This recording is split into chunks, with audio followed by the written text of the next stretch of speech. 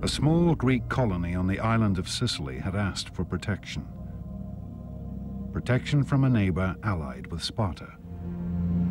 Why should the Athenians not come to their aid, humiliate their Spartan adversary, and perhaps conquer all of Sicily at the same time?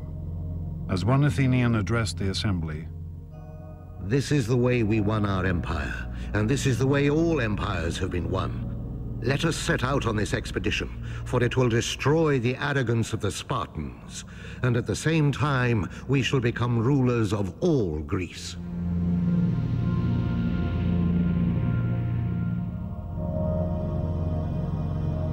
It was a bold plan to be executed on a vast scale, requiring a great fleet of warships and a landing force of over 10,000 men. The Athenians threw themselves into the project with fervor. Armorers beat out new weapons. Soldiers tested out their equipment. Stores were loaded onto a fleet of Athenian triremes. And the shipwrights prepared their vessels for the sea.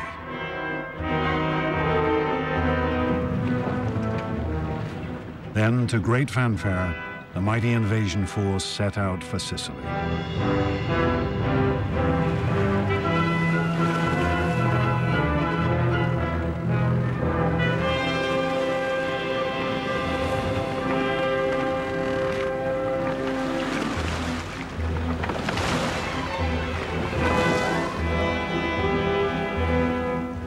Six months later, word came back.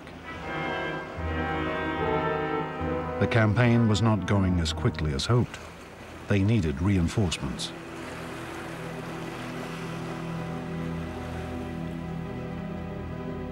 And then, nothing. No news at all.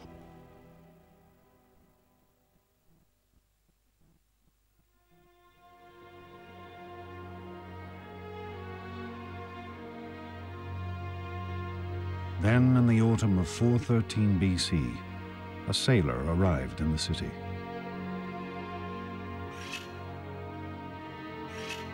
A man who needed a haircut.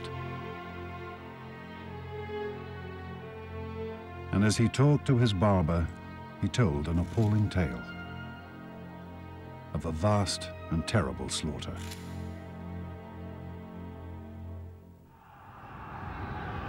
It was the story of an invading army that had been pinned down where it landed, of how its leaders had argued with each other about strategy, of how their food and water had run out, of how they'd attempted to ford a great river in a desperate attempt to escape.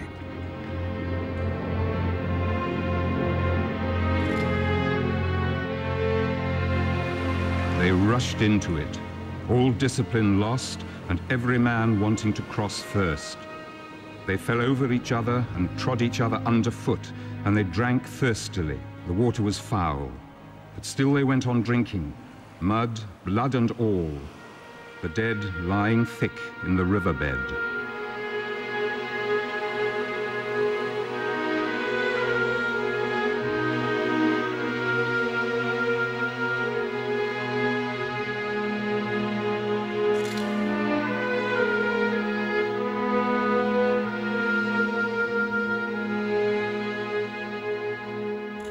This was how the Athenians discovered that they had been the victims of one of the greatest defeats in ancient history.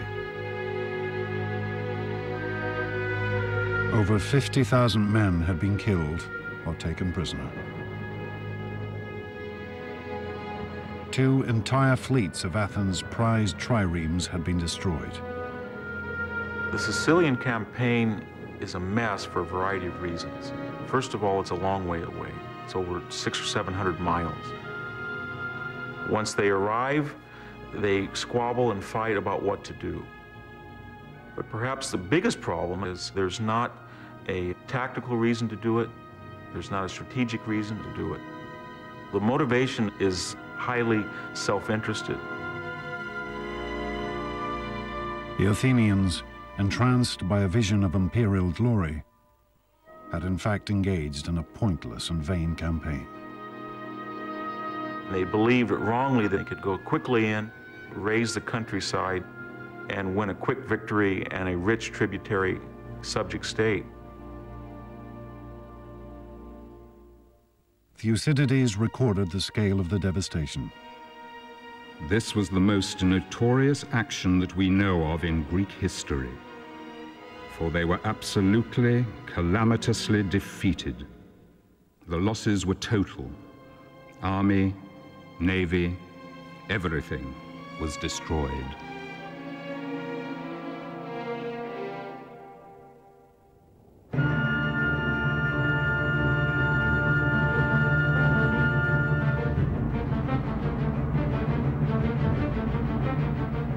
With Athens' military power now crippled, her enemies began to close in.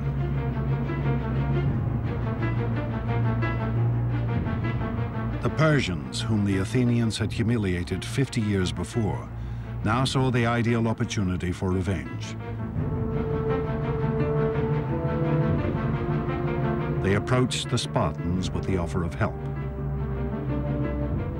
The Persians have been watching this carefully, and they decide to intervene and subsidize the Spartans, and that subsidy is in the form of manpower for rowing and fleet construction. Where previously the Spartans had never been a naval nation, now they had a fleet paid for with Persian gold.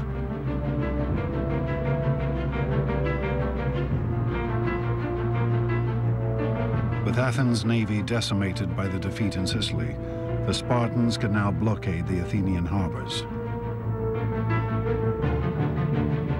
The great grain convoys from Egypt and the colonies could no longer get through. And finally, the Athenians began to starve in the streets.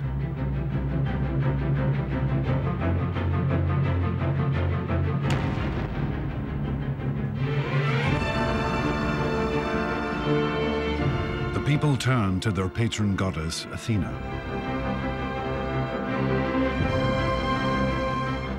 At the height of Athens' glory, only 30 years before, Pericles had honored her with the most glorious temple ever seen.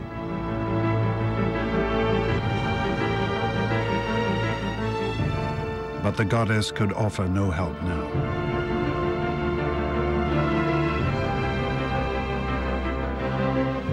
Athens, once so sure of her preeminence in the Greek world, was now home to a population ravaged by plague and war, besieged and starving. With her treasuries empty and her once proud fleet crippled. In 404 BC, Athens finally surrendered to the Spartan commander, Lysander.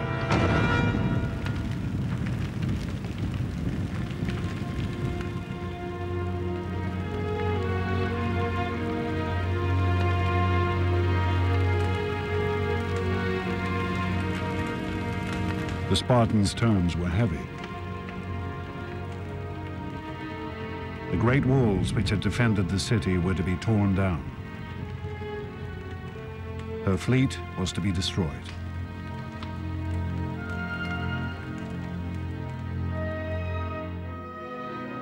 We had this wonderful scene of Lysander sailing into the Piraeus and dismantling the Athenian fleet. That's important because the destruction is symbolically a destruction of the Athenian Empire.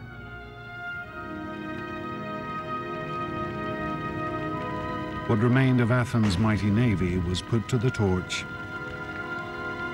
with only 12 ships allowed to remain. No longer would she rule the Mediterranean.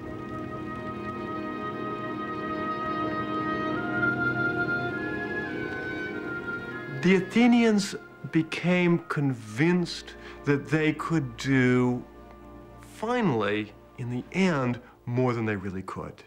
And I think this is really the point in which the potential that Athenian democracy brought about could turn to tragedy. They could achieve great things, they could not achieve all great things. But it would still take one more act of vanity and violence before the Athenians could redeem themselves.